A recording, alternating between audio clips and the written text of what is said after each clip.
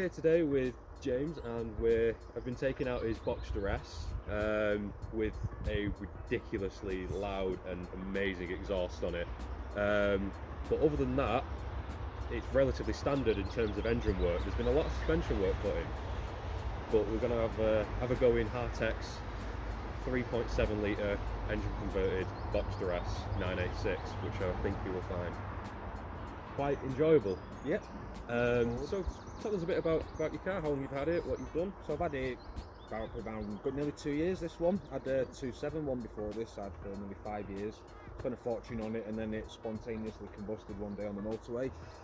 Luckily I found this one near London with like every factory option on, with the aero kit and had the GT3 split rims and stuff. So yeah, bought that. I've since had it full suspension overhaul, so some coilovers, all the arms and things replaced, fitted the RH split rim wheels to it, equal length stainless steel exhaust manifolds, and then it's decatted with an X-pipe system at the back, try and get it sounding as close to a GT3 as I can, and a less restrictive carbon fibre airbox. I mean, we've been out, we've been through a lot of roads, and I can say it sounds amazing.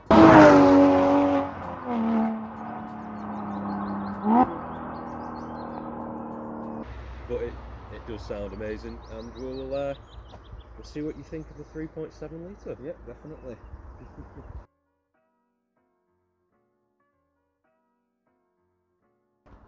So, we've just been out in the Hartech Boxster S 3.7 litre engine conversion, and to say it's a bit of a playful thing would be a bit of an understatement. It's something else, isn't it? It's instant. You tap the throttle, the torque is my own, so you've got to wind it out a lot more before it starts to sort of really kick. This is instant with slug at sort of that medium RPM. It almost feels turbocharged.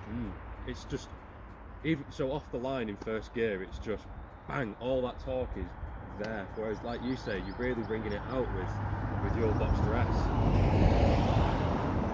Just the sound, say the lack of sound. Obviously, I think with a set of loud pipes, you feel that even more. I mean, we were discussing it on the drive. With his Boxster S, it's very much an experience with all the noise and everything, and it is something else. And then compared to this, from a mechanical standpoint, the engine is just, it takes it to that whole level, doesn't it? That whole experience when you're coming through the corners, the amount of speed you can carry out of that bend is just something. That's it. It's it makes the back a bit more twitchy as well. It does a bit. It's definitely something I'll be looking to do on mine in the future. Say I'm that far deep into it now. It's a keeper. So what do you think then overall, compared that sort of apples for apples in terms of engines? Your S 3.2 compared to this? It's much more responsive. It's night and day, responsiveness of what it does with that sort of torque band at the lower RPMs.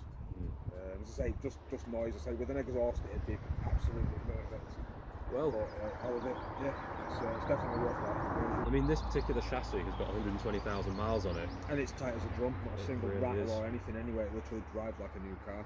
Yeah, and I think when you look at it, sort of. The investment of price, it's worth every penny, I'd say, personally. Well, yeah, when you think, what it costs to buy a 986 and then obviously do the engine conversion, you still got to think, well, what you're going to get for that else, you're going to get for that kind of money. Exactly. You might get a ropey 996 that's going to need, 10-15 grand spending on it over the next few years, or something modern and normal, which in my opinion is boring by comparison.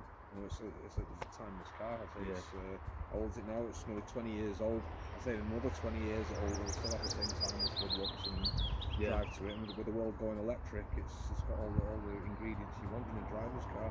It's funny you say that, because we mentioned as well, because the torque's just there so instant, it almost feels electric, doesn't it?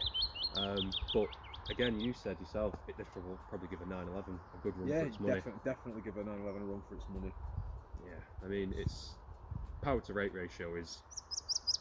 We'll discuss actual figures, and we'll have the actual figures back at Hartech, but it will just be ridiculous compared to an equivalent 996 generation, or even a 997. I imagine would give. I'll say the weight balance of a Boxster over a 996 as well. Over cross country, it'd definitely be quicker over cross country. Well, thank you very much for coming out and bringing your Boxster S for as a comparison, and I think it's opened a little door for you, hasn't it? Definitely one for the future, I think. Yeah, without doubt. Well, we look forward to doing even more videos, and we'll hopefully see you more in the future. Maybe even become a customer of Hartech. Definitely. So I just want to go over a few different things, and I'll put a picture of the dyno graph here and just explain it a bit better, because although the actual increase numerically doesn't appear to be a lot, as you can see on the dyno, the difference is quite substantial because of the way the torque band is moved to. So it's a lot further down in the rev range. You've got a lot more torque lower down, almost as though it was turbocharged, but still remained naturally aspirated. So you've got that response. Although the gains aren't as substantial as you would see over a 996 being bored out to 3.9 litres from 3.4, the gains are still there. And it also, after speaking to Barry for quite a length of time, it turns out it's improves the fuel economy as well. So ironically, bigger engine, better fuel economy, who'd have thought, eh? But it's all to do, again, with the way the torque curve is and how the torque comes in. I'm no engineer, I can't explain it in anywhere near as much detail as he can, but the main point being is, as you can see from the graph, that torque increase is quite substantial, the way the torque band is moved. So you've got more power in the real world, because you're not always going to be wringing the engine out at 6,000-7,000 RPM in reality. Another reason why the gains aren't as substantial over something as like a 996's engine is because there's a lot more restriction within the Boxster's engine, mainly manifolds and exhaust. If you change those out, you will see an even bigger increase in power. But for the purposes of this demonstration, because it is just a development car, we were just looking at the actual engine changes itself. If you were a customer of Hartech and you were to do this modification with the increased capacity, there's nothing stopping you improving those manifolds and removing those restrictions to gain even more power and torque. For example, we've got some statistics here. There's a 25% increase in torque at 2,500 RPM, which is quite a big jump really. As you can see from the graph that I put up, it's clear as day. It makes the big difference, and like we discussed in the clips earlier as well, it does feel just instant.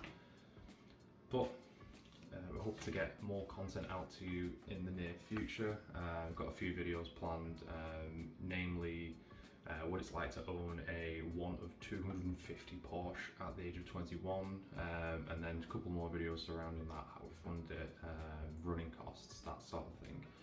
But we're looking forward to doing much more in the future and working ever closer with Hartech, producing more content with them.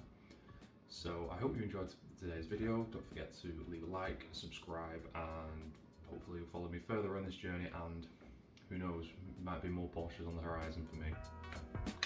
Take care.